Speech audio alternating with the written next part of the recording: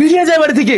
আপনারা ঠিক আছেন তো? হ্যাঁ, তুমি কে আর এত রাতে এই রাস্তায় কি করছিলে? বলতে পারেন এই রাস্তায় আমার ঠিকানা। গ্রাম থেকে শহরে এসেছি একটা কাজের খোঁজে, কিন্তু কোনো কাজ পাইনি। তাছাড়া আমার থাকার কোনো জায়গা নেই, তাই ওই বাস স্ট্যান্ডে বসেছিলাম। ও বুঝেছি, চলো আমাদের সঙ্গে। একটা ছোট ঠিকানা হয়ে যাবে আর একটা ছোট কাজও। হ্যাঁ আব্বু, তুমি ঠিকই বলেছো, চলো। আপনি সত্যি বলছেন? হ্যাঁ সত্যি, তুমি আমাদের এত বড় উপকার করলে। আজকালকার দিনে পর মানুষ হয়ে এরকম উপকার কে বা করে বলো? তাছাড়া তোমার ব্যবহারে আমি অনেক খুশি হয়েছি। চলো, বলো বেশ কেমন লাগলো? খুব ভালো। স্যার আসবো?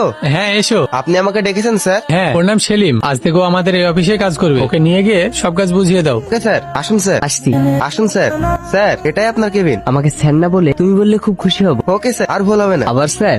সরি, আমি তাহলে এখন আসি। কিছু প্রয়োজন হলে আমাকে জানাবে। আচ্ছা ঠিক আছে।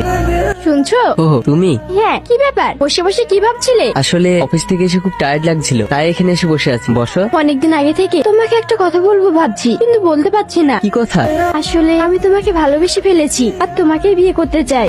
ভালোবাসো? তা ঠিক আছে, কিন্তু আমি তোমাকে ভালোবাসতে পারবো না আর বিয়েও করতে পারবো না। কিন্তু কেন? আসলে তোমার বাবার সঙ্গে আমি সবকিছু করতে পারবো, কিন্তু বেইমানি করতে পারবো না। তুমি হচ্ছে মালিকের মেয়ে, যার আশ্রয়ে আমি আছি।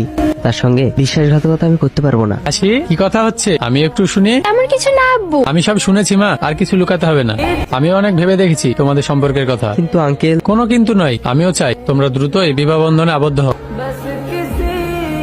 মা, ও মা, দেখো কে এসেছে। সেলিম তুই? হ্যাঁ মা, আমি তোমার সেই অকৃতজ্ঞ লম্ফ লাঙ্গার ছেলে।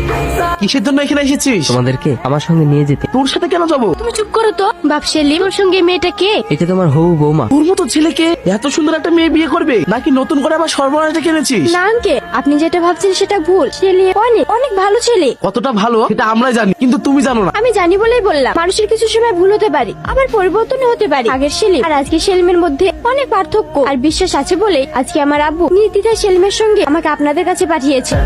সেলিম তুমি? হ্যাঁ। এতদিন পর তুমি কোথায় ছিলে? তুমি জানো তোমার জন্য আমি কতদিন ধরে অপেক্ষা করছি।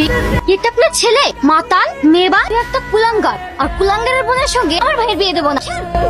একেবারে তুই থেকে তুমি। তাছাড়া একটা লোফারের জন্য তুমি অপেক্ষা করছিলে কেন? আমি তো তোমায় একজনকে দেখাতে নিয়ে এসেছি। হাসি।